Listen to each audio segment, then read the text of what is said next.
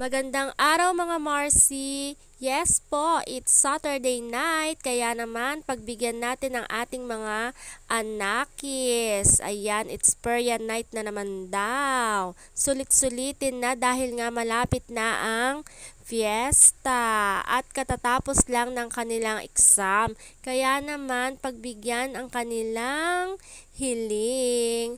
At syempre, hinihintay na nga nila ang kanilang mga classmate dyan at mukha na namang nagdesisyon na naman sila na ngayong gabi nga ay pupunta nga daw sila dyan sa peryahan. O ayan na nga at nagkita-kita na nga sila. At ayan na nga, sumakay na sila sa kanilang unang rides of the night. O diba? At marami pang kasunod yan at talaga namang makikita mong super enjoy sila. At syempre kami namang mga modra ay hilong-hilo kakapanood sa kanila. Syempre si Mother Earth talaga namang nag-enjoy din.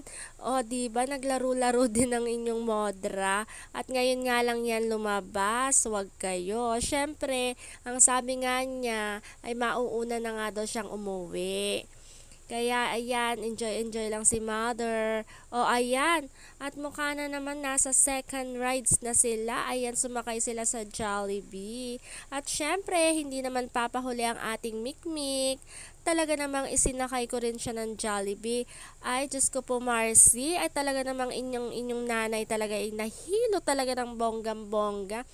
At talaga naman ay wala nang ginawa kundi ang umikot ng umikot ang Jollibee ito. Susme. Talaga namang hindi nahilo si Mikmik pero ang nanay ang nahilo. Kaya ayoko na beha. Last mo nang sakay yan. Charis. Kahit nga nahilo ang inyong mother, o sige, pagbigyan na lang. At napakasaya naman talaga ng ating anakis. At pakaway-kaway pa nga yan si Mikmik sa kanyang mga ate. At parang ayaw na ngang umuwi ni Mikmik dyan dahil talagang nag-e-enjoy na nga talaga siya dyan. Kasama ang kanyang mga ate. At nauna na nga silang umuwi ni Mother Earth. Pinasama ko na rin si Mikmik dahil nga palalim na ang gabi. At dumaan pa nga sila para bumili ng tsinelas ni Mother. At ayan na nga, pagbalik ko na nga ay naglalaro na ulit ang aking mga anakis at ang kanyang mga kaklase. Nako, talaga namang hindi uso sa kanila ang salitang pagod. Talaga namang basang-basa ng pawis sa mga bata pero go pa din. At sumunod na nga dyan ay gusto pa nga nilang sumakay sa rides. At nahinto nga ang kanilang pagsakay dyan sa Minions na yan dahil lumakas ang ambon. At todo hintay pa nga kami dyan. At talaga naman nung humina na nga ang ambon ay pinush talaga nilang sumakay sa Minions na yan.